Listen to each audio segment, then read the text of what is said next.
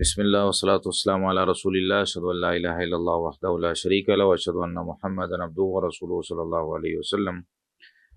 اچھا، تو لفظی ترجمہ ہم پڑھ رہے تھے اور کل ہم نے جو ہے وہ اس کی 3 آیتیں پڑھ لی تھی، آیت نمبر 8، 9 اور 10۔ آج جو ہے وہ 11 نمبر آیت سے ہم شروع کر رہے ہیں لفظی ترجمہ، دوسرے رکوع کا، سورۃ البقرہ کی دوسرے رکوع کا ترجمہ ہم نے پڑھنا ہے۔ وَإِذَا قِيلَ لَهُمْ لَا تُفْسِدُوا فِي الْأَرْضِ، وَإِذَا اور جب، پہلے سلیس ترجمہ میں کر لیتا ہوں، اس کے بعد پھر آپ کو لفظی ترجمہ پڑھا دیتا ہوں۔ وَإِذَا قِيلَ لَهُمْ لَا تُفْسِدُوا فِي الْأَرْضِ قَالُوا إِنَّمَا نَحْنُ مُصْلِحُونَ، اور جب ان سے کہا جاتا ہے کہ زمین میں فساد مت ڈالو تو وہ کہتے ہیں ہم تو صرف اصلاح کرنے والے ہیں۔ وَإِذَا اور جب، واو کا ترجمہ اور، اذا جب، قیلا کہا جاتا ہے، لہم ان سے، لہم ان سے کہا جاتا ہے، کیا کہا جاتا ہے جی؟ لا تفسدو، نہ فساد ڈالو یا فساد مت ڈالو، فی الارضی زمین میں، قالو تو وہ کہتے ہیں، انما صرف، انما ہوتا ہے کلمہ حصر، یعنی جہاں پر آپ کو صرف کا ترجمہ لینا ہو کہ صرف یہی کام ہوا ہے، تو وہاں پر آپ جو ہے نا وہ انما استعمال کرتے ہیں۔ انما صرف، نحنو ہم تو، مصلحون اصلاح کرنے والے ہیں۔ مصلح اردو میں بھی استعمال ہوتا ہے، صالح بھی استعمال ہوتا ہے، صالح لڑکا بڑا صالح ہے، نیک ہے، تو اسی سے مصلح بھی استعمال ہوتا ہے۔ الا انہم هم المفسدون ولکن لا یشعرون، الا سن لو، الا جو ہوتا ہے یہ حرف تنبیہ ہوتا ہے، الا حرف تنبیہ ہوتا ہے، یعنی عربی میں جب ہم نے بہت ضروری بات کرنی ہو نا، جیسے اردو میں ہم کہتے ہیں او لوگوں بات سنو، ذرا ادھر توجہ کرنا، غور سے ہماری بات سنو، تو وہ اس طرح کا کوئی جملہ عربی میں کہنے کے بجائے الا کہہ دیا جاتا ہے۔ تو الا سے بات جو بات ہوتی ہے وہ غور سے سننے والی بات ہوتی ہے، تو سب پھر اس کی طرف توجہ کرتے ہیں۔ الا تھوڑا اونچا آواز سے کہا جاتا ہے، الا انہم هم المفسدون ولکن لا یشعرون، تو الا یہ ہے سن لو، یعنی حرف تنبیہ کے طور پہ استعمال کیا جاتا ہے۔ الا انہم هم المفسدون ولکن لا یشعرون، سن لو یقیناً وہی، انہم یقیناً وہی، وہ فساد ڈالنے، وہی تو فساد ڈالنے والے ہیں اور لیکن وہ نہیں سمجھتے۔ یقیناً وہی یا وہ تو فساد ڈالنے والے ہیں، تو یہاں پہ وہی یا وہ دونوں میں سے کوئی بھی ترجمہ کیا جا سکتا ہے۔ لفظی ترجمہ سن لیں، الا سن لو، انہم یقیناً وہ، انا یقیناً یا بے شک، ہم وہ، ہم المفسدون وہی تو فساد ڈالنے والے ہیں، وہی کر لیں یا وہ کر لیں، وہ تو فساد ڈالنے والے ہیں، یعنی ہم الگ ہے، المفسدون الگ ہے، تو ہم المفسدون وہی تو فساد ڈالنے والے ہیں یا وہ تو فساد ڈالنے والے ہیں، اسی وجہ سے وہی کو بریکٹ میں کیا ہوا ہے، ٹھیک ہے۔ ولیکن اور لیکن، واو کا ترجمہ اور ہے، لیکن کا ترجمہ لیکن ہے، جو اردو میں استعمال ہوتا ہے۔ یہ تو بات ٹھیک ہے لیکن میں اسے تسلیم نہیں کرتا، تو اردو میں بہت زیادہ استعمال ہوتا ہے، عربی میں لیکن لکھا جاتا ہے۔ لا نہیں، یشعرون وہ سمجھتے، وہ سمجھتے نہیں ہے۔ اردو میں بھی شعور استعمال ہوتا ہے کہ یار اس کو شعور ہی نہیں ہے، بات کرنے کی تمیز ہی نہیں ہے، تو یہاں پر شعور سمجھنے کے معنی میں استعمال کیا جاتا ہے۔ وَإِذَا قِيلَ لَهُمْ، اگلی آیت ہے، آیت نمبر 13 ہے، وَإِذَا قِيلَ لَهُمْ آمِنُوا كَمَا آمَنَ النَّاسُ قَالُوا أَنُؤْمِنُ كَمَا آمَنَ السُّفَهَاءُ، یعنی عربی پڑھتے ہوئے نا آپ کو وہی تکلم کا انداز اختیار کرنا چاہیے جو اللہ تعالیٰ نے اختیار کیا، یعنی اگر سوالیہ انداز ہے تو اس کو تھوڑا سا سوالیہ پڑھ لیں، اور اگر جو ہے وہ اس میں ڈانٹنے کا انداز ہے، تھوڑا ڈانٹنے کے ساتھ پڑھ لیں۔ الا انہم هم السفہاء ولکن لا يعلمون، وَإِذَا قِيلَ لَهُمْ آمِنُوا، یہ جو آیت نمبر 13 ہے اس کا سلیس ترجمہ سن لیں، اور جب ان سے کہا جاتا ہے ایمان لاؤ، جس طرح لوگ ایمان لائے ہیں، تو وہ کہتے ہیں کیا ہم ایمان لائیں جیسے بے وقوف ایمان لائے ہیں؟ سوال کرتے ہیں کیا ہم ایمان لائیں جیسے بے وقوف ایمان لائے ہیں؟ سن لو بے شک وہ خود ہی بے وقوف ہیں اور لیکن وہ نہیں جانتے۔ لفظی ترجمہ سن لیں، وَإِذَا اور جب، قیل لہم کہا جاتا ہے، قیلا کہا جاتا ہے، لہم ان سے، قیل لہم ان سے کہا جاتا ہے، آمنو ایمان لے آؤ، کما جس طرح، آمنا ایمان لائے ہیں، الناسو لوگ، الناس لوگوں کو کہتے ہیں، قالو تو وہ کہتے ہیں، قول اردو میں بھی استعمال ہوتا ہے، اسی سے قالو ہے، قالو تو وہ کہتے ہیں، انؤمنو کیا ہم ایمان لائیں، انؤمنو کیا ہم ایمان لائیں، انؤمنو اس میں دو ہیں، یہ الگ ہے، نؤمنو الگ ہے، تو یہ جو ہے نا الف، یہ جو حمزہ لگا ہوا ہے اس کے اوپر زبر ہے، اس کو کہتے ہیں حمزہ استفہام، یہ سوال کرنے کے لیے آتا ہے، ہم اردو میں یعنی عربی میں کسی سے بھی سوال کریں نا، عندک کتاب، عندک کا معنی ہوتا ہے آپ کے پاس، کتاب کتاب کو کہتے ہیں، عندک کتاب کیا آپ کے پاس کتاب ہے، وہ آگے سے اگر کہتا ہے نعم جی ہاں ہے تو دے دو، نہیں ہے تو وہ کہہ دے گا لا میرے پاس کتاب نہیں ہے، ٹھیک ہے، نعم جی ہاں، لا نہیں، تو عربی تکلم بھی تھوڑا سا ہم اس میں یعنی آپس میں بات چیت کرنے کے حوالے سے بھی تھوڑی بہت اگر اس میں بات کر لیں تو میرے خیال سے یہ فائدے کی چیز ہے، تاکہ ہمیں عربی بات کرنا آ جائے۔ انؤمنو کیا ہم ایمان لائیں، تو کسی بھی چیز کے بارے میں جب پوچھنا ہے نا کسی سے بھی، تو حمزہ استفہام یہ سوال کرنے کے لیے آتا ہے، عربی میں ہم نے کسی سے پوچھنا ہو کہ کیا صبح ہے یا شام ہے یا تمہارے پاس کوئی چیز ہے، تو اس کے لیے حمزہ استفہام لگ جائے گا، جیسے میں نے ابھی مثال آپ کو دے دی۔ انؤمنو کیا ہم ایمان لائیں، کما جیسے، آمن السفہاء ایمان لائے بے وقوف لوگ، آمن السفہاء آمنا ایمان لائے، السفہاء بے وقوف، تو بے وقوف السفہاء کہتے ہیں، اور تفسیر میں انشاءاللہ پڑھیں گے کہ کس طرح کا بے وقوف ہوتا ہے یہ، الا سن لو، پھر وہی حروف تنبیہ ہے کہ یہ جو کہہ رہے ہیں نا مومنوں کو بے وقوف، جس طرح ایمان لائے ہیں تو ویسے ہم ایمان لائیں، تو سن لو، انہم بے شک وہ، ہم السفہاء ہم وہ خود ہی، السفہاء بے وقوف ہیں، ہم وہ السفہاء بے وقوف ہیں، ولیکن اور لیکن، واو اور لیکن، لیکن لا یعلمون وہ نہیں جانتے، تو لا نہیں، یعلمون وہ جانتے، اگر یعلمون اکیلا ہوتا وہ جانتے، تو لا لگ گیا نہیں جانتے۔ اگلی آیت ہے، آیت نمبر 14 ہے، وَإِذَا لَقُوا الَّذِينَ آمَنُوا قَالُوا آمَنَّا وَإِذَا خَلَوْا إِلَىٰ شَيَاطِينِهِمْ قَالُوا إِنَّا مَعَكُمْ إِنَّمَا نَحْنُ مُسْتَهْزِئُونَ، اور جب وہ ان لوگوں سے ملتے ہیں جو ایمان لائے تو کہتے ہیں ہم ایمان لے آئے، اور جب اپنے شیطانوں کی طرف اکیلے ہوتے ہیں تو کہتے ہیں بے شک ہم تمہارے ساتھ ہیں، ہم تو صرف مذاق اڑانے والے ہیں، یعنی ادھر جاتے ہیں تو کہتے ہیں ہم تمہارے ساتھ ہیں، ادھر جاتے ہیں تو کہتے ہیں ہم تمہارے ساتھ ہیں۔ لفظی ترجمہ دیکھ لیں، وَإِذَا اور جب، واو اور اذا جب، لقوا الذین، لقو یہ اردو میں بھی استعمال ہوتا ہے ملاقات کے معنی میں، لقو ملتے ہیں، الذین ان لوگوں سے، ٹھیک ہے، تو لقو ملاقات کے معنی میں، آمنو اردو کا لفظ میں ساتھ اس لیے بول دیتا ہوں کہ یاد کرنا ترجمے میں آسان ہوتا ہے۔ وَإِذَا لَقُوا الَّذِينَ وَإِذَا اور جب، لقو وہ ملتے ہیں ملاقات کرتے ہیں، الذین ان لوگوں سے، آمنو جو ایمان لائے، قالو تو وہ کہتے ہیں، آمنا ہم ایمان لائے ہیں، وَإِذَا اور جب، اذا پیچھے بھی گزرا ہے، وَإِذَا اور جب، خلو وہ اکیلے ہوتے ہیں، خلوت اردو میں استعمال ہوتا ہے، ٹھیک ہے، خلو وہ خلوت اختیار کرتے ہیں، اکیلے ہوتے ہیں، الا شیاطینہم اپنے شیطانوں کی طرف، الا کی طرف، شیاطینی ہم اپنے شیطان، یہ جو ہم ہے یہ اپنے شیطان ہے۔ آج انشاءاللہ ہم گرامر کے چیپٹر میں ضمیریں پڑھیں گے تو اس میں آپ کو یہ کچھ مثالیں جو ہیں وہ ساتھ میں سمجھا دوں گا۔ قالو تو وہ کہتے ہیں، انا معکم، انا بے شک ہم، معکم تمہارے ساتھ ہیں، انا بے شک ہم، معکم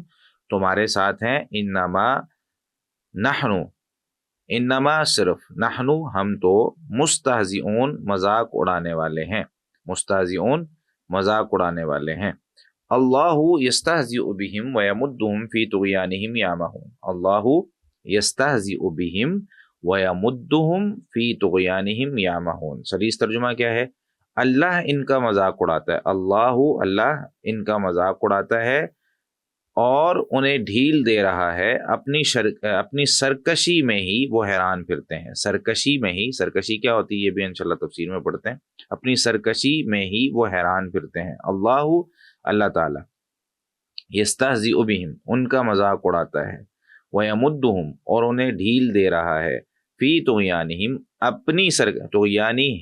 اپنی سرکشی میں ہی یعمہون، وہ حیران پھرتے ہیں. یہاں تک جو ہے وہ ترجمہ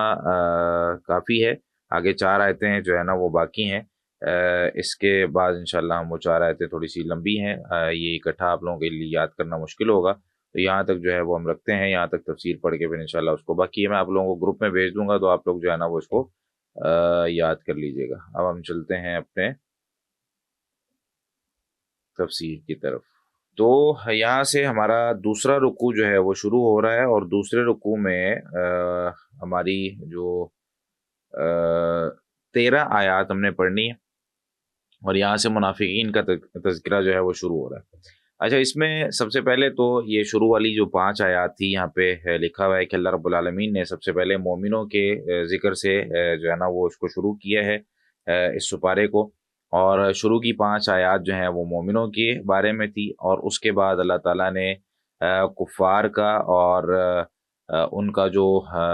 اس پر کفر پر ڈٹ جانا یہ ذکر کیا ہے، اور ان کا ایمان نہ لانا اور ان کو عذاب عظیم ملنا ہے، یہ 2 آیتوں میں اللہ تعالیٰ نے ذکر کیا. اس کے بعد اللہ تعالیٰ نے ان لوگوں کا تذکرہ کیا جو کفر اور ایمان کے درمیان کے ایک درجے میں ہیں، جس کو منافقت کہا جاتا ہے. یعنی منافقین کا تذکرہ پھر اگلی 13 آیات میں اللہ تعالیٰ نے ذکر کیا ہے، وہم المنافقون، یعنی ان کو منافق کہا جاتا ہے. اور اللہ تعالیٰ نے پھر ان کے جو ساری بیماریاں ہیں ان کو یہاں پہ ذکر کیا ہے، بہت ساری ان کی جو عادات تھی ان کو ذکر کیا ہے. اور یہ جو منافقین کا تذکرہ ہے یہ آیت نمبر 8 سے وَمِنَ النَّاسِ مَن يَقُولُ آمَنَّا بِاللَّهِ وَبِالْيَوْمِ الْآخِرِ، یعنی اس آیت سے لے کے ان اللہ علی کل شیء قدیر آیت نمبر 20 تک جاتا ہے. تو یہ منافقین کا تذکرہ انشاءاللہ ہم نے آیت نمبر 20 تک پڑھنا ہے. اب یہاں پر تفسیر سے پہلے یہ جو ترتیب اللہ تعالیٰ نے یہاں پر اختیار کی ہے کہ سب سے پہلے پاکیزہ چیز کو ذکر کیا جو مومن ہے، اس کے بعد خبیث چیز کو ذکر کیا جو کافر ہیں، اس کے بعد اخبث یعنی جو سب سے گندے ترین لوگ ہیں ان کو ذکر کیا. مومن اور کافر یہ تو سمجھ میں آتا ہے کہ ایک بندہ مومن ہے کافر ہے، ٹھیک ہے، یہ مومن ہے جنت میں جائے گا، اس کے یہ کام ہے، یہ کافر ہے اس نے جو ہے نا جہنم میں جانا ہے، اس کے یہ کام ہے. جو منافق ہے وہ تو دھوکہ دے رہا ہے نا، وہ نہ کفار کی طرف ہے نہ جو ہے وہ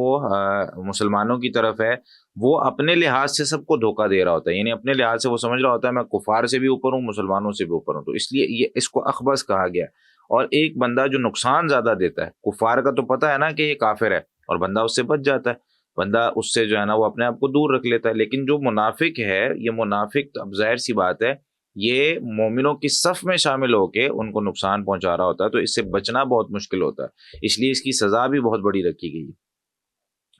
آگے چلتے ہیں تفسیر کی طرف. آیت نمبر 8 کی وَمِنَ النَّاسِ مَن يَقُولُ آمَنَّا بِاللَّهِ وَبِالْيَوْمِ الْآخِرِ وَمَا هُمْ بِمُؤْمِنِينَ.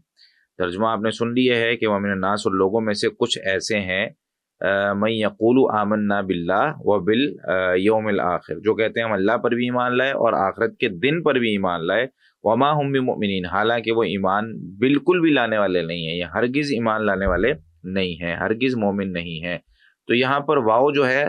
من میں یہ واو عاطفہ بھی ہو سکتا ہے، استئنافیہ بھی ہو سکتا ہے. عاطفہ کا مطلب یہ ہوتا ہے کہ اس کا تعلق پیچھے والی آیات کے ساتھ ہی ہے، اور استئنافیہ کا مطلب ہوتا ہے یہاں سے نئی بات شروع ہو رہی ہے. تو دونوں ہی طریقے سے مفسرین نے اس کو پڑھا ہے. اگلا جو لفظ ہے من، یہ من جو ہے اس کو عربی میں کئی ایک معنی کے لیے استعمال ہوتا ہے، یہ حرف جر ہوتا ہے، اور یہاں پر اس کو من تبعیضیہ کہتے ہیں. یعنی یہاں پہ یہ لفظ لکھا ہوا ہے نا للتبعیض، اس کا مطلب کیا ہوتا ہے؟ یہ جب من کسی عربی عبارت میں آتا ہے تو اس کا ترجمہ بعض کیا جاتا ہے، ٹھیک ہے. وَمِنَ النَّاسِ، اور لوگوں میں سے بعض ایسے ہیں، لوگوں میں سے کچھ ایسے ہیں، تو یہ کچھ کا ترجمہ ہوتا ہے، یہ من کی وجہ سے ہوتا ہے، ٹھیک ہے.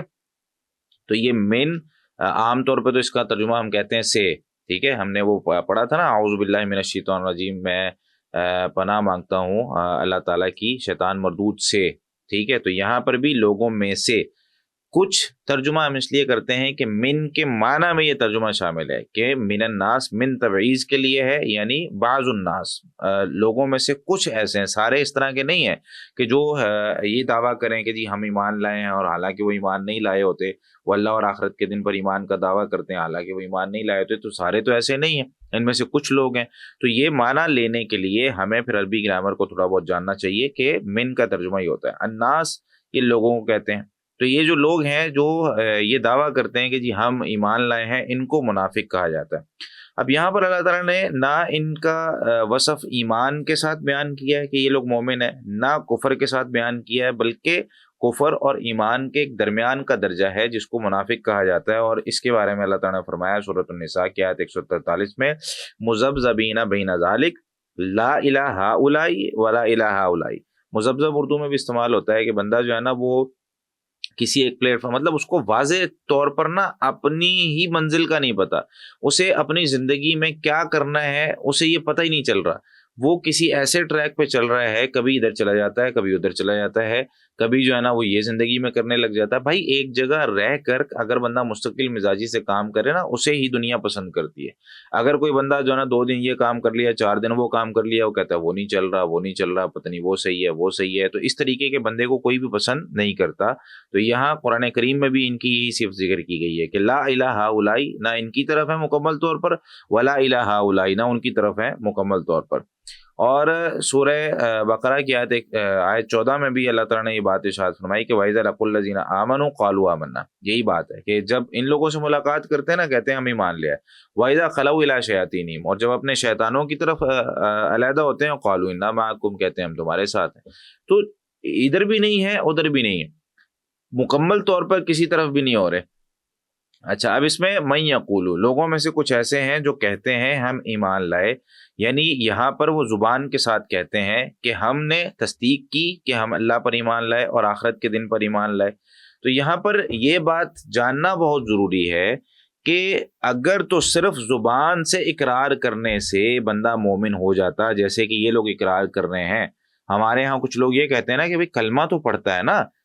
چاہے اس کے اعمال جس طرح کے بھی ہیں، کلمہ تو پڑھتا ہے۔ بھائی اگر کلمہ پڑھتا ہے تو صرف کلمہ پڑھنے سے تو اگر مسلمان ہو جاتے تو کلمہ تو ان لوگوں نے بھی پڑھا تھا جو منافقین تھے، لیکن وہ مکمل طور پر اسلام میں داخل نہیں نہ ہوئے۔ تو ہمارے ہاں بھی اگر کسی بندے کا یہ پتہ ہے کہ بھائی یہ بندہ صرف ظاہری طور پر اسلام لایا ہے اور نہ وہ نمازیں پڑھتا ہے، نہ روزے رکھتا ہے، نہ حج کرتا ہے، نہ زکوٰۃ ادا کرتا ہے، اسلام کے کسی حکم کو مانتا ہی نہیں ہے، صرف مسلمان کے گھر میں پیدا ہو گیا اور یہ کہتا ہے میں مسلمان ہوں، تو ایسا بندہ اللہ کے ہاں مسلمان نہیں ہے۔ ہاں کہیں نہ کہیں ہمیں یہ حکم ہے کہ ہم ظاہری طور پر دیکھیں، کیونکہ اب ہمیں پتہ نہیں نہ چلتا کون منافق ہے، ہو سکتا ہے کہ وہ توبہ کر لے، ہو سکتا ہے کہ وہ اللہ تعالیٰ کی طرف رجوع کر لے،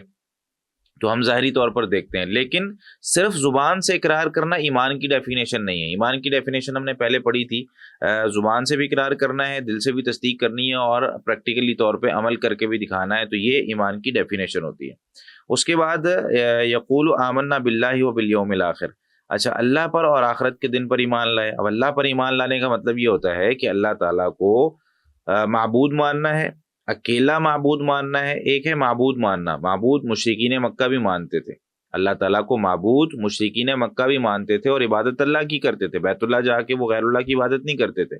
لیکن اکیلا معبود نہیں مانتے تھے، وہ 7 بتوں کی بھی پوجا کرتے تھے، بتوں کی بھی عبادت کرتے تھے۔ تو اکیلا معبود اللہ تعالیٰ کو ماننا اور اس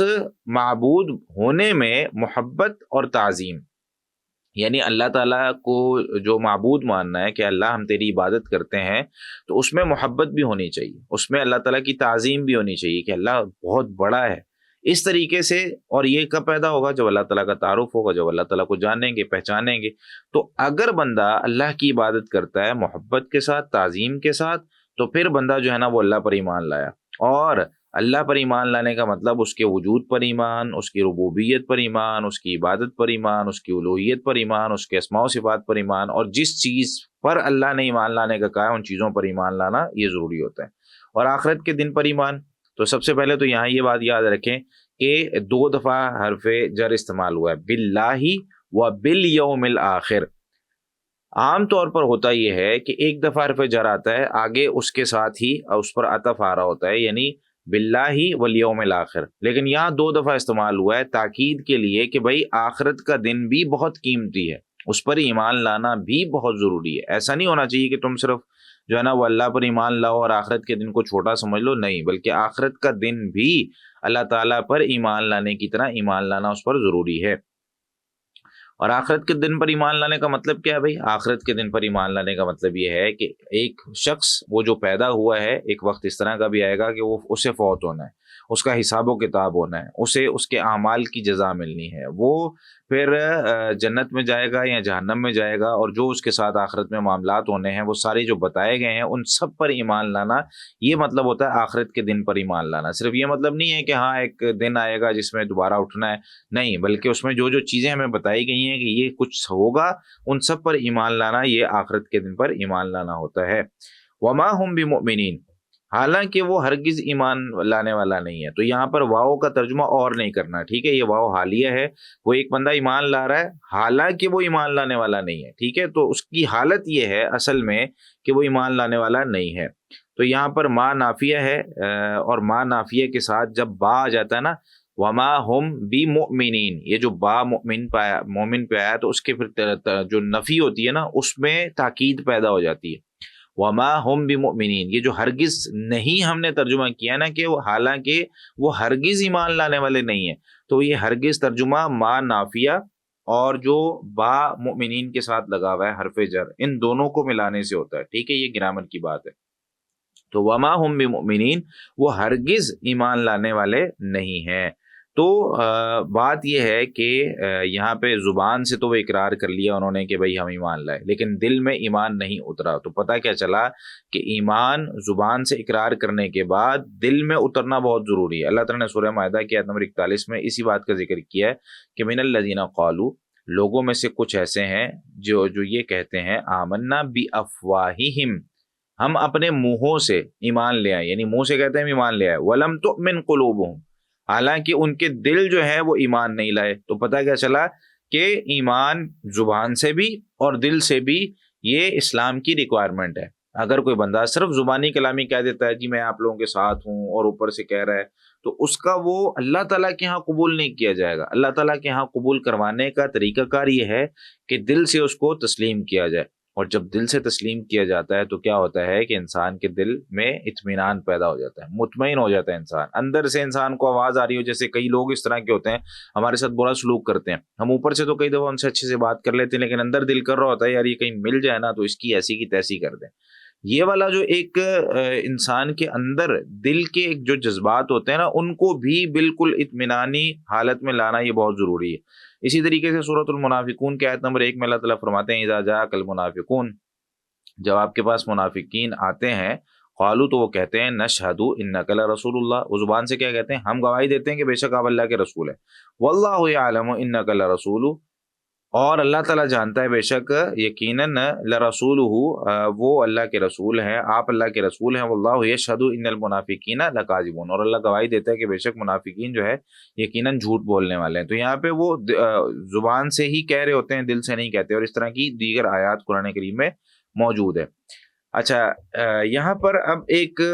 لفظ استعمال ہوا ہے 2-4 دفعہ ہم نے بولا بھی ہے، اور یہاں سے ہم نے کہا کہ منافقین کا تذکرہ شروع ہو رہا ہے۔ منافق کہتے کس کو ہیں؟ عربی زبان میں یہ منافق کا لفظ کہاں سے آیا ہے، تو اس کے بارے میں تھوڑی سی بات کر لیتے ہیں۔ تو کہتے ہیں کہ ایک جانور ہوتا ہے الیربو، جو ہے نا وہ یہ ایک جانور ہوتا ہے، اس کا جو ایک چھوٹا سا کہتے ہیں دوئبہ صغیرہ، چھوٹا سا ایک جانور ہے، یہ ایک مطلب چوہے کی شکل کا آپ لے لیں اس کو۔ اب یہاں پہ تصویر تو میرے پاس نہیں ہے، انشاءاللہ میں کوشش کروں گا نیکسٹ کلاس میں اس کی تصویر بھی کہیں سے ملتی ہے تو میں آپ لوگوں کو دکھا دوں۔ اچھا، یہ کیا کرتا ہے، یہ نا ایک زمین کے اندر، مٹی کے اندر رہتا ہے، اور ایک چھوٹا سا کھڈا کھود کے رکھتا ہے، اور اس کے وہ جو کھڈا ہوتا ہے کافی اس طرح کا لمبا ہوتا ہے، 2 سوراخ ہوتے ہیں اس کے، ایک اس طرف ہوتا ہے ایک اس طرف ہوتا ہے، اور یہ کیا کرتا ہے کہ اس طرف اگر بیٹھا ہوتا ہے نا، اگر کوئی یہاں سے اس کو پکڑنے کی کوشش کرتا ہے تو یہ اس کے اوپر کوئی چیز اس نے رکھی ہوتی ہے، جس طرح لگ رہا ہوتا ہے کہ وہ سوراخ کی یہ والا، یہ اگر یہاں پہ یہ بیٹھا ہے نا تو پرلے سوراخ کو اس نے ظاہری طور پر ایسا کیا ہوتا ہے جیسے وہ بند ہے، اس سوراخ پہ بیٹھا ہوگا، شکار یہ سمجھتا ہے یا کوئی بھی شخص یہاں سے جو گزر رہا ہوتا ہے وہ سمجھتا ہے کہ یہ والا اس کا گھر ہے، یہاں پہ جیسے ہی حملہ حملہ کرتا ہے یہ دوسرے سوراخ سے نکل کے وہاں سے چلا جاتا ہے. تو یعنی ایک ہی یہ ایسا ایک جانور ہوتا ہے جو دو سوراخ والا جو ہے نا وہ اپنی زندگی میں اس طرح کا ایک جگہ بنا لیتا ہے کہ مجھے اگر بچنے کی ضرورت پڑی تو میں ادھر بھاگ جاؤں گا, اگر ادھر سے بچنے کی ضرورت پڑی ادھر بھاگ جاؤں گا. تو یہ جو جانور ہوتا ہے نا اس کو جو ہے نا نافقہ کہتے ہیں. تو یہاں اس کی وجہ سے منافقون کو جو ہے نا یعنی منافق کیونکہ اس نے بھی پھر اپنے دو سر بنائے ہوئے ہوتے ہیں, ایک اس طرف ایک اس طرف. مومنوں کے پاس جاتا ہے تو کہتا ہے میں مومن ہوں, کافروں کے پاس جاتا ہے تو کہتا ہے میں کافر ہوں. تو اس وجہ سے اس کو منافق کہا جاتا ہے. اللہ اکبر. تو یہاں پر اللہ تعالیٰ نے جو منافق ہیں ان کے بارے میں ذکر کیا, اور یہاں پر جو نفاق ذکر ہوا ہے اس نفاق کے بارے میں بھی یاد رکھیں کہ منافق جو ہے یہ کافر سے ایک اوپر والا درجہ ہوتا ہے. یعنی بندہ یا تو مومن ہوگا یا کافر ہوگا. مومنوں کے بارے میں پتہ ہے کہ مومن جو ہے وہ جنت میں جائیں گے, کافروں کے بارے میں پتہ ہے یہ جہنم میں جائیں گے. لیکن کافروں سے اوپر کا ایک درجہ منافقین کا درجہ ہے. اس کی وجہ کیا ہے؟ اس کی وجہ یہ ہے کہ ایک تو یہ دھوکہ دے رہے ہیں, ایک ہوتا ہے کافر اس کا پتہ ہے سب کو, لیکن منافق دھوکہ بھی دے رہا ہوتا ہے ساتھ ساتھ. اچھا, اب منافق وہ فی الدرک الاسفل من النار, اللہ تعالیٰ نے فرمایا کہ وہ جو آگ کا سب سے نچلا درجہ ہوگا نا, جہاں سے آگ نکل رہی ہوگی وہ زیادہ گرم ہوتا ہے. ایک ہوتا ہے دیکھیں جتنا اوپر کرتے جائیں, اگر یہاں پہ آگ لگی ہوئی ہے نا تو یہاں پہ ہاتھ رکھتا ہے بندہ تو اس کو کم گرمائش پہنچتی ہے, جیسے جیسے نیچے جاتا ہے اس کو زیادہ گرمائش پہنچتی ہے. اگر آگ کے اندر ہی ہاتھ رکھ لے اور کوئلے اس کے ساتھ لگ جائیں یا کوئی اور چیز وہ جس پہ اس نے جلایا ہوا ہے تو اس کا ہاتھ زیادہ جل جاتا ہے. تو یہ کفار جو ہیں ایک تو سب سے نچلے والے درجے میں ہوں گے, اور یہ جو اعتقادی نفاق ہوتا ہے نا جس کو ہم کہتے ہیں کہ ایک بندہ جو ہے نا وہ ظاہری طور پر یہ کہہ رہا ہے کہ میں مسلمان ہوں, اور کفار کو کہہ رہا ہے میں جو ہے نا وہ کافر ہوں, یہ ہمیشہ ہمیشہ کے لیے جہنم میں رہے گا, ہمیشہ ہمیشہ کے لیے جہنم میں رہے گا. حالانکہ دیکھیں کچھ تو فائدہ اس کو ہونا چاہیے تھا نا کہ بندہ مسلمان ہوا ہے اور مسلمان ہو کے ایسے سمجھ لیں کہ 20% اس نے نمازیں پڑھی ہوں گی. نمازیں بھی منافق جو ہے نا وہ پڑھ کے دکھا رہا ہوتا ہے. نبی کریم صلی اللہ علیہ وسلم کے زمانے میں نا آپ نے یہ فرمایا کہ 2 نمازیں نا منافقین پہ بڑی بھاری ہوتی ہیں. ظہر اثر مغرب میں تو وہ جاگ رہا ہوتا ہے, آرام سے پڑھ لیتا ہے, لیکن فجر اور عشاء کی نماز ایک تو اس کو آنا بڑا مشکل ہوتا ہے, اور وہ کئی دفعہ آتا بھی نہیں ہے. کیوں؟ کیونکہ اس دور میں نا اندھیرا ہوتا تھا, لائٹیں اس طرح نہیں ہوتی تھی, مسجد میں نظر نہیں آتا تھا ساتھ کون بیٹھا ہے کون نہیں. تو منافق کیا کرتے تھے؟ ڈنڈی مار لیتے تھے, وہ آتی ہی نہیں تھے, فجر میں اور عشاء کی نماز پڑھنے ہی نہیں آتے تھے. تو نبی کریم صلی اللہ علیہ وسلم نے اسی لیے ارشاد فرمایا کہ یہ 2 نمازیں جو ہے نا منافقین پر بہت بھاری ہیں. اگر لوگوں کو پتہ چل جائے کہ اس میں کیا اجر ہے تو لوگ جو ہے نا وہ اس میں اپنے سرین کے بل گھسٹ کے آئیں, اور مختلف قسم کی حدیثیں. بہرحال منافقین کیا کرتے ہیں کہ وہ ظاہری طور پر اب اسلام تو لے آئے, تو کہیں نہ کہیں 20%, 30%, 40% یا 50% تو انہوں نے کوئی اچھے کام کیے ہوں گے, لیکن وہ بھی ان کے سارے برباد ہو رہے ہیں کیونکہ اللہ تعالیٰ کو اخلاص پسند ہے. اللہ تعالیٰ کو یہ چیز پسند ہی نہیں ہے کہ کوئی بندہ جو ہے نا وہ اتنی سی بھی اس میں ملاوٹ کرے اور کہے کہ میں کسی اور کے لیے کر رہا ہوں. نہیں, جب بھائی اسلام لائے ہو, ایمان لائے ہو تو پورے داخل ہو جاؤ, اگر نہیں تو پھر چلے جاؤ. تمہارے پاس زبردستی کس نے کی ہے؟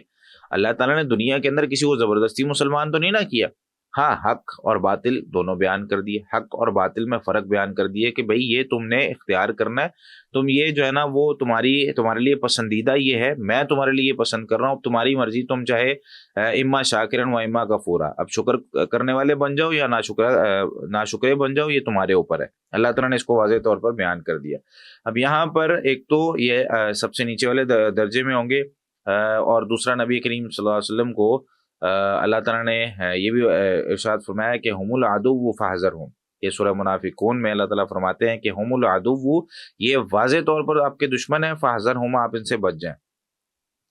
اچھا, نفاق کے بارے میں 2-3 باتیں اور یاد رکھیں کہ سب سے پہلی بات یہ ہے کہ منافقت جو تھی وہ شروع میں مکہ میں نہیں تھی. مکہ میں 2 ہی چیزیں تھیں, یا تو بندہ مسلمان ہوتا تھا یا کافر ہوتا تھا. جب مدینہ آئے تو مدینہ آ کر جو ہے یہ منافقت شروع ہوئی, اور شروع میں جو ہے وہ مشرکین جو ہے نا وہ مسلمانوں کو جب سزا دیتے تھے تو رسول اللہ صلی اللہ علیہ وسلم نے اپنے صحابہ کو کہا چلو سب مدینہ چلے جاؤ. تو وہاں اللہ تعالیٰ نے مسلمانوں کو عزت دی. پھر غزوہ بدر ہوا, اور اس کے بعد جب مسلمانوں کو بہت زیادہ عزت ملنے لگی تو اب وہاں پر کچھ لوگوں نے ظاہری طور پر اسلام جو ہے نا وہ اپنے اس کا لبادہ اوڑھ لیا, لیکن کفر اپنے اندر رکھا.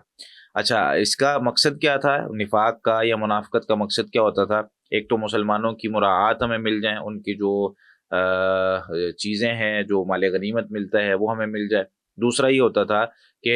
مسلمانوں کی جاسوسی کر لی جائے، جا کے کفار کو بتایا جائے کیا سوچ رہے ہیں، کس طرح پلاننگ کر رہے ہیں، کس طرح معاملات کر رہے ہیں۔ تیسرا یہ ہوتا تھا کہ اپنے مال اور جان کی حفاظت کرنا، یعنی مسلمان اب وہ یہ کہتے تھے کہ بھائی یا تو تم جو ہے نا وہ یہ اللہ کی زمین ہے، اس پر اللہ کا نظام چلے گا، اب یہاں تو مسلمان ہو جاؤ، یہاں اس زمین سے جو ہے نا وہ کہیں دور چلے جاؤ، ہم نے یہاں پہ اسلامی جو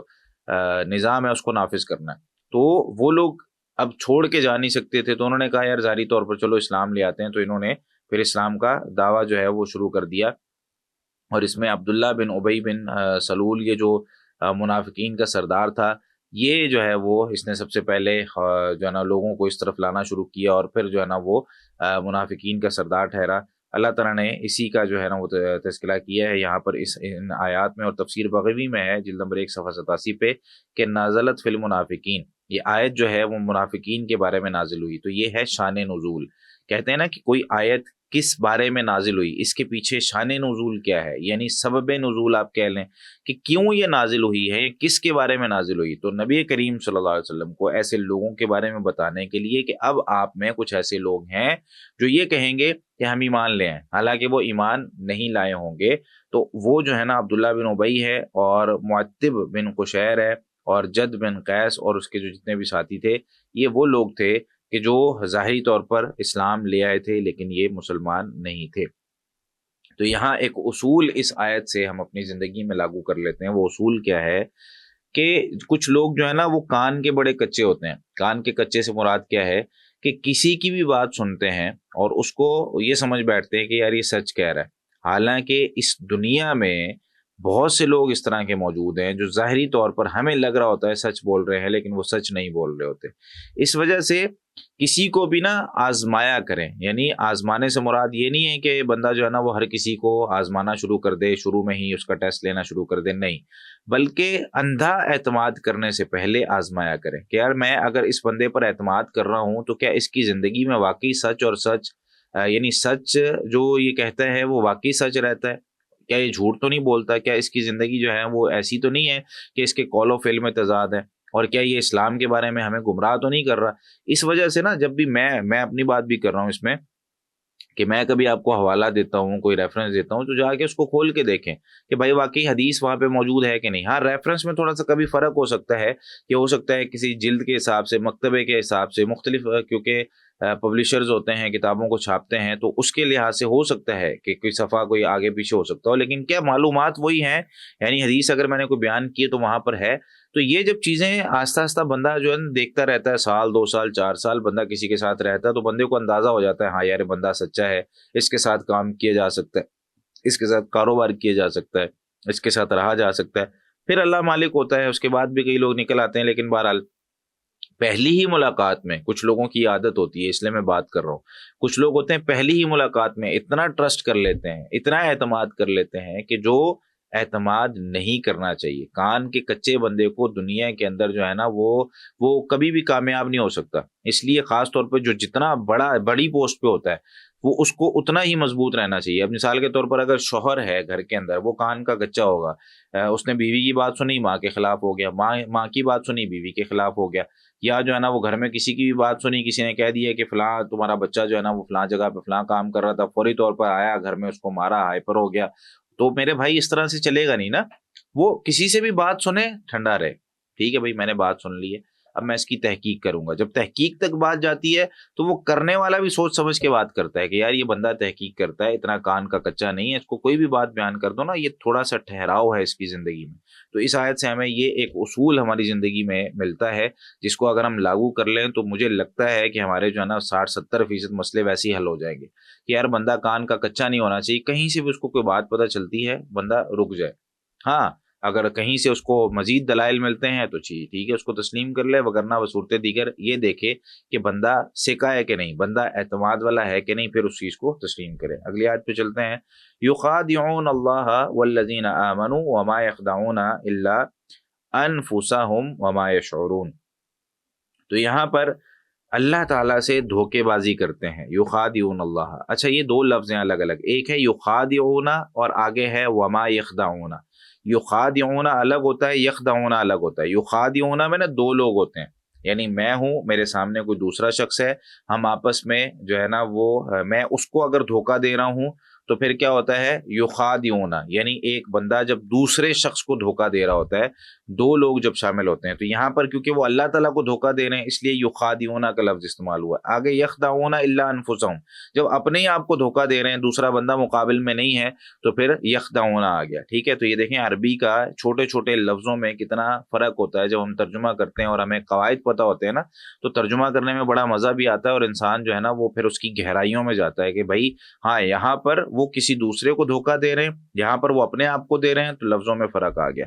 तो युखादिऊन अल्लाह, वो धोखेबाजी करते हैं अल्लाह ताला के साथ। तो यहाँ पर तफसीर इब्न जज़ी में है, यानी तस्हील लिउलूम तंजील, ये तफसीर का नाम है, जिल्द नंबर 1 सफ़ा 71 में। युखादिऊना, वो धोखाबाजी करते हैं अल्लाह ताला के साथ। इसका मतलब क्या है, यफ़अलूना फ़िअल मुखादे, वो ऐसा करने की कोशिश करते हैं। अल्लाह ताला को धोखा तो नहीं ना दिया जा सकता, यानी लफ्ज़ तो यहाँ पर इस्तेमाल किया है कि वो अपनी जगह पे ये समझ रहे होते हैं कि हम धोखा दे रहे हैं,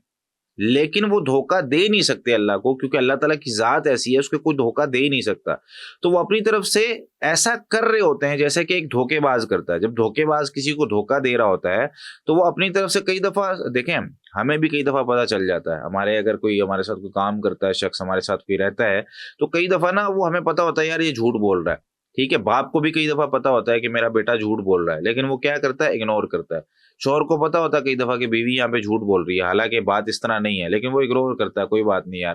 तो यहाँ पर अल्लाह ताला को तो धोखा दिया ही नहीं जा सकता ना, इंसानों को तो फिर भी दिया जा सकता है। तो अल्लाह ताला को धोखा देने की कोशिश करता है, तो यफ़अलूना फ़िअल मुखादे, यानी एक धोखा देने वाले की तरह वो अपने काम कर रहा होता है, चालें चल रहा होता है, वो समझ रहा होता है कि मैं धोखा दे रहा हूँ। ठीक है, और कहते हैं कि ये मख्दा जो लफ्ज़ है, ये बैतुन दाखिलल बैत, एक घर होता है, जो घर एक कमरा है, कमरे के अंदर एक दूसरा कमरा है। यानी आप समझ लें कि चार दीवारी है, चार दीवारी के अंदर एक जो है ना हाल बना हुआ है, उसके अंदर एक छोटा कमरा बना हुआ है। तख्तफी फीहिल मरआ, जिसके अंदर जाके औरत छुपती है, उसको जो है ना वो मख्दा कहा जाता है अरबी के अंदर। तो वराजुल खादिउन अरबी में इस्तेमाल होता है कि एक आदमी खादिया है, यानी धोखा देने वाला है। इदा फ़अल खदिया, जब वो धोखा देने वाला कोई काम करता है ना, तो उसको खादे कह दिया जाता है। अब यहाँ पर एक चीज याद रखें कि वो अपने तौर पर धोखा दे रहा होता है, वो समझता है मैं धोखा दे रहा हूं, लेकिन सवाउन हासला मकसूदुहु औ लम यहसुल, कहते हैं कि अगर उसका नतीजा निकले या ना निकले, जरूरी नहीं होता कि हर बंदा जो अपने लिहाज से ये सोच रहा है जी मैं धोखा दे रहा हूं, तो वो उस धोखे में ये समझे कि हाँ मुझे जो है ना वो इसमें कामयाबी भी मिल रही है। तो ऐसा नहीं होता, जरूरी नहीं है कि धोखा देने वाला हमेशा कामयाब हो। कोशिश वो कर रहा होता है, लेकिन वो उसकी कोशिश कामयाब होगी कि नहीं, जैसे यहाँ पर है कि अल्लाह ताला अगर उनको जो है ना वो कोई चीज़ देते हैं तो अल्लाह ताला तो दे सकते हैं। अब ये अगर कोई चीज़ अल्लाह को देना चाहते हैं, जैसे धोखा देने की कोशिश कर रहे हैं, ये कैसे देंगे भाई, ये दे ही नहीं सकते ना, इनमें ताकत है। कमज़ोर तरीन इंसान इतना सा जो एक नुतफे से पैदा हुआ है, ये अल्लाह ताला के मुकाबले में क्या चीज़ है। तो अल्लाह ताला को धोखा दे ही नहीं सकता, तो इसका मकसूद कभी हासिल ही नहीं होगा। इसी तरीके से ज़ादुल मसीर में जो है ना ये वो अल्लाह ताला को धोखा देते हैं। इसका माना क्या है, 5 कौल लिखे हुए हैं। पहला कौल क्या है कि वो मोमिनों को धोखा देते हैं, और अल्लाह ताला ने उसी मोमिनों को धोखा देने से ये मुराद लिया है फ़कन्नहुम खादअल्लाह, गोया कि उन्होंने अल्लाह को धोखा दिया। ये जो है ना सैयदना अब्दुल्लाह बिन अब्बास रज़ी अल्लाह तआला अन्हुमा से ये रिवायत किया गया है, और इब्न क़ुतैबा ने भी इसी को पसंद किया है, इस वाली तफसीर को। यानी वो क्या कहते हैं कि हम मोमिनों को धोखा दे रहे हैं, और अल्लाह को तो ज़ाहिर सी बात है दे नहीं सकते। ये तफसीर जो है वो समझ में आती है कि वो मोमिनों को धोखा देते हैं और अपनी तरफ गोया कि वो अल्लाह ताला को धोखा दे रहे होते हैं। और यही होता है, जैसे मिसाल के तौर पर अगर मैं किसी क्लास में हूँ या मैं किसी इदारे में काम करता हूँ, और मैं अपनी जगह किसी को जो है ना वो अपना नाइब बना के जाता हूँ, ठीक है, या अमीर बना के जाता हूँ, या क्लास में कोई टीचर है वो मॉनिटर बना के जाती है किसी को, तो अगर उसकी कोई बात नहीं मानता तो ऐसे ही समझा जाता है कि जैसे इसने टीचर की बात नहीं मानी है, या अमीर की बात कोई नहीं मानता तो ऐसे ही समझा जाता है जिस तरह इसने असल बंदे का जो है ना इनकार किया है। तो यहाँ अगर उन्होंने मोमिनों को धोखा दिया है तो गोया कि उन्होंने अल्लाह को धोखा दिया। दूसरा इसका माना यह है कि अन्नहुम कानू युखादिऊना नबी अल्लाह, कि वो अल्लाह के नबी को धोखा देते थे। फ़अक़ाम अल्लाहु नबिय्यहु मक़ामहु, तो अल्लाह ताला ने अपने नबी को اپنے مقام پہ کھڑا کیا ہے کہ جس طرح قرآن کریم میں دوسری جگہ بھی یہ بات موجود ہے کہ ان الذین یبایعونک، بے شک وہ لوگ جو آپ سے بیعت کرتے ہیں، اے نبی جو آپ سے بیعت کرتے ہیں، انما یبایعون اللہ، وہ اللہ سے بیعت کر رہے ہیں، ٹھیک ہے؟ تو آپ سے بیعت کرنے کا مطلب اللہ سے بیعت ہے، اللہ تعالیٰ سے ڈائریکٹلی تو نہیں نا بیعت کر سکتے۔ تو نبی کریم صلی اللہ علیہ وسلم سے جس نے بیعت کر لی تو نبی کریم صلی اللہ علیہ وسلم اللہ تعالیٰ کے نمائندے ہیں، اللہ تعالیٰ نے بھیجے ہوئے ہیں کہ بھائی یہ جو ہے نا وہ میری طرف سے بندہ ہے جو بات کرے گا۔ نبی کریم صلی اللہ علیہ وسلم اللہ تعالیٰ کے پیغامات ہم تک پہنچاتے ہیں، تو جو نبی کریم صلی اللہ علیہ وسلم کو دھوکہ دے رہا ہے وہ گویا کہ اللہ تعالیٰ کو دھوکہ دے رہا ہے۔ تیسرا معنی اس میں یہ ہے کہ یہ جو خادع کا لفظ ہے عرب کے ہاں یہ فاسد کے معنی بھی استعمال ہوتا ہے، یعنی وہ اللہ تعالیٰ کو دھوکہ دیتے ہیں۔ یخادعون اللہ کا مطلب کیا ہے؟ یفسدون ما یظہرون من الایمان بما یضمرون من الکفر، وہ اپنا جو ایمان ظاہر کرتے ہیں اس کو کفر کے ذریعے خراب کر لیتے ہیں، فاسد کر لیتے ہیں۔ وہ کہتے ہیں کہ جی ہم ایمان لائے لیکن دوسری طرف کفر کو ظاہر کرتے ہیں، تو یہ اصل میں ان کا جو ایمان ہوتا ہے وہ کفر کی وجہ سے خراب ہو جاتا ہے، تو خرابی کے معنی میں یہ جو ہے نا وہ استعمال ہو سکتا ہے۔ چوتھی اس کی تفسیر یہ ہے کہ انہم کانوا یفعلون فی دین اللہ ما لو فعلوہ بینہم کان خدعان، کہ اگر وہ جو کام وہ اللہ کے دین کے حوالے سے کر رہے ہیں اگر وہ آپس میں کرتے، یعنی ایک بندہ ہے میرے ساتھ، وہ بڑی اچھی بات کرتا ہے میری مجلس میں بیٹھ کے، اور دوسری مجلس میں جاتا ہے تو میری برائیاں کرتا ہے، اگر مجھے پتہ چل جائے کہ یار یہ بندہ کیا ہے تو میں اس کے ساتھ تعلق تو نہیں رکھوں گا، تو میں کہوں گا یار یہ دھوکے باز ہے، میری مجلس میں بیٹھ کے میری باتیں کرتا ہے، اس کی مجلس میں بیٹھ کے جا کے میرے خلاف باتیں کرتا ہے،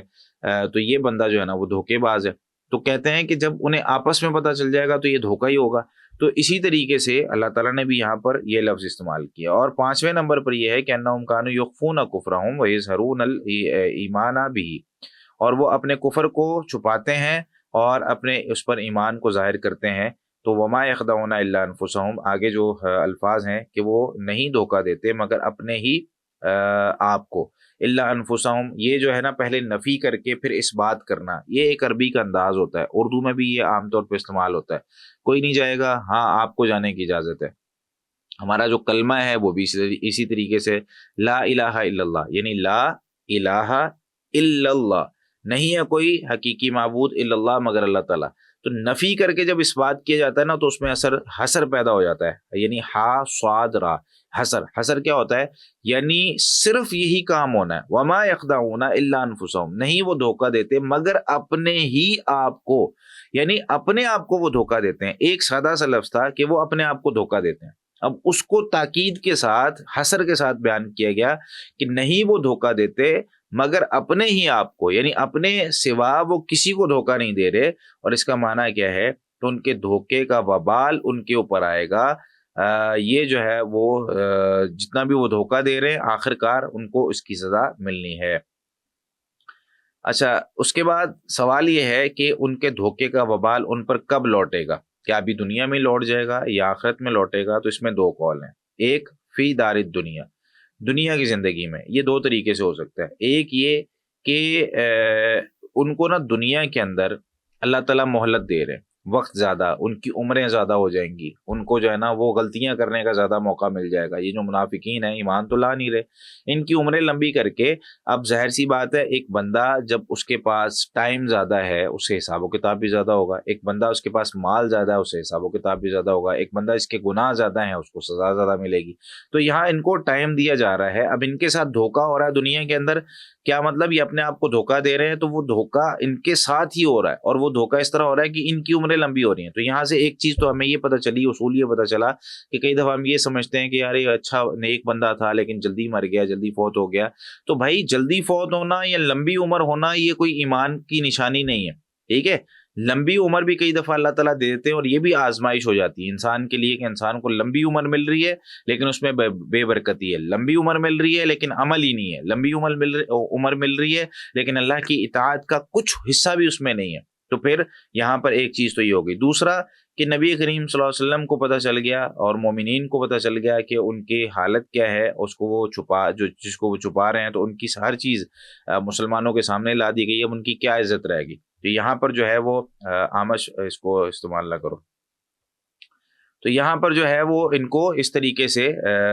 دنیا کے اندر جو ہے نا وہ ایک ان کے ساتھ دھوکہ کیا جا رہا ہے۔ اور دوسرا قول یہ ہے کہ آخرت میں جو ہے نا ان کے ساتھ دھوکہ کیا جائے گا۔ اس میں بھی 2 قول ہیں کیسے کیا جائے گا۔ سب سے پہلے تو یہ ہے کہ ان کے درمیان اور مومنوں کے درمیان نا ایک پردہ حائل کر دیا جائے گا۔ قیل ارجعوا وراءکم فالتمسوا نورا، یہ نا مسلمانوں سے نور مانگیں گے، کہیں گے ہمیں نور دے دو، اپنی روشنی میں سے کچھ دے دو، ہمیں کچھ نظر نہیں آ رہا، ہم عذاب میں ہیں، ہم اندھیروں میں ہیں، سورہ حدید کی آیت نمبر 13 میں ہے۔ تو ان کو کہا جائے گا فالتمسوا نورا، بھائی جا کے اپنا نور تلاش کرو۔ دنیا کے اندر جو ہے نا وہ تم ہمیں حقیر سمجھتے تھے، بے وقوف سمجھتے تھے، اب جا کے اپنا نور تلاش کرو۔ فضرب بینہم بسور لہ باب، تو ان کے درمیان ایک دیوار حائل کر دی جائے گی جس کے درمیان میں دروازہ ہوگا۔ تو یہ سورہ حدید میں تفصیل اس کی موجود ہے۔ دوسرا قول یہ ہے کہ آخرت میں کس طرح ان کو دھوکہ دیا جائے گا کہ ان کو جو ہے وہ اہل جنت کے بارے میں بتایا جائے گا کہ جنت میں یہ مل رہا ہے، یہ مل رہا ہے، یہ مل رہا ہے۔ تو جب وہ جو اس کو جو ہے نا وہ حاصل کرنے کی کوشش کریں گے اور وہاں جانے کی کوشش کریں گے اور ان کو لے کے بھی جایا جائے گا، چلو آؤ یار آؤ تمہیں وہاں پہ لے کے چلتے ہیں، ان کے قریب لے کے چلتے ہیں، تو جیسے ہی قریب آئیں گے ان کو واپس بھیج دیا جائے گا، ان کے ساتھ دھوکہ ہو جائے گا۔ تو وہ یہ کہیں گے بھی افیضوا علینا من الماء، سورہ اعراف کی آیت نمبر 50 میں ہے، افیضوا علینا من الماء او مما رزقکم اللہ، بھائی کچھ پانی ہم پر بہا دو، ہمیں کچھ پانی دے دو پینے کے لیے، او مما رزقکم اللہ، یا ان چیزوں میں سے دے دو جو اللہ تعالیٰ نے تمہیں رزق دیا ہوا ہے۔ تو اب وہ جو مسلمان ہوں گے وہ ان کو جواب دیں گے ان اللہ حرمہما علی الکافرین، کہ سورہ اعراف کی آیت نمبر 51 میں ہے کہ بے شک اللہ تعالیٰ نے یہ دونوں چیزیں، نہ تمہیں رزق ملنا ہے نہ تمہیں پانی ملنا ہے، ان اللہ حرمہما، بے شک اللہ تعالیٰ نے حرام کر دیا ان دونوں چیزوں کو علی الکافرین، کافروں پر۔ تو آخرت میں ان کے ساتھ دھوکہ کیا ہوا؟ جنت دکھائی گئی، جنت کی نعمتیں دکھائی گئی، قریب لے جایا گیا، لیکن واپس ان کو جہنم میں ڈال دیا گیا۔ تو یہ جو ہے وہ ان کے ساتھ آخرت میں ہونا ہے۔ تو 2 قول ہو گئے، ایک قول دنیا میں اور ایک قول آخرت میں۔ دنیا میں بھی 2 مطلب اس کے بیان ہو گئے، آخرت میں بھی 2 مطلب اس کے بیان ہو گئے۔ اس کے بعد ہے وما یشعرون، حالانکہ وہ شعور نہیں رکھتے، یعنی ان کو پتہ نہیں۔ شعور کا مطلب یہ ہوتا ہے کہ وہ جانتے نہیں ہیں۔ تو شعور کیسے نہیں رکھتے، اس کے بھی 2 مطلب ہیں۔ ایک یہ کہ انہ اطلاع اللہ نبیہ علی کذبہم، ان کو یہ پتہ ہی نہیں ہے کہ اللہ تعالیٰ نے اپنے نبی کو بتا دیا ہوا ہے کہ یہ لوگ جھوٹ بول رہے ہیں۔ اب جب نبی کریم صلی اللہ علیہ وسلم کو پتہ چل گیا تو آپ نے جو ضروری باتیں ہوتی تھی نا خاص وہ آپ ان کے سامنے کرتے ہی نہیں تھے۔ جو کفار کے خلاف پلاننگ کرنی ہے یا کوئی جنگ کی پلاننگ کرنی ہے، اس میں منافق بیٹھے ہوتے تھے، آپ صلی اللہ علیہ وسلم بات کرتے ہی نہیں تھے۔ جب منافق اٹھ کے چلے جاتے تھے آپ جو ہے نا وہ بات کر لیتے تھے، یا اپنے خاص جو کچھ صحابہ کرام ہوتے تھے ان کو علیحدہ لے کر ان کی مجلس میں جو ہے وہ بات کر لی جاتی تھی۔ تو یہ قول سیدنا عبداللہ بن عباس رضی اللہ تعالیٰ عنہ کا ہے کہ ان کو جو ہے نا وہ پتہ نہیں تھا کس چیز کا، کہ نبی کریم صلی اللہ علیہ وسلم کو ہمارا پتہ ہے کہ نہیں، حالانکہ بتا دیا گیا تھا نا، لیکن ان کو واضح نہیں کیا، اگر واضح کر دیا جاتا تو وہ چلے جاتے، اور جو ہے نا وہ اس میں جو کفار کی طرف ان کو یہ لگ رہا تھا، یعنی اس طرح ہوتا ہے نا، کئی دفعہ اگلا بندہ یہ سمجھتا ہے یار اس کو پتہ ہی نہیں ہے، اس کو ٹھیک ہے چونا لگاتے جاؤ، لیکن کئی دفعہ انسان کو پتہ ہوتا ہے اور انسان کہتا ہے یار اس کو اگر میں نے نکالا ہے کوئی مسئلہ کیا تو یہ میرے خلاف ہو جائے گا، یا جو ہے نا وہ یہ جا کے پلاننگ کرے گا یا نقصان پہنچا سکتا ہے، تو اس لیے ٹھیک ہے اس کو تھوڑی دیر مزید برداشت کر لو۔ تو اس طریقے سے بھی کئی دفعہ ہوتا ہے۔ دوسرا کہ انہ اسرارہم بانفسہم بکفرہم، کہ ان کو یہ پتہ ہی نہیں ہے کہ وہ جو ہے نا وہ اپنے جو کفر کو چھپایا ہوا انہوں نے، تو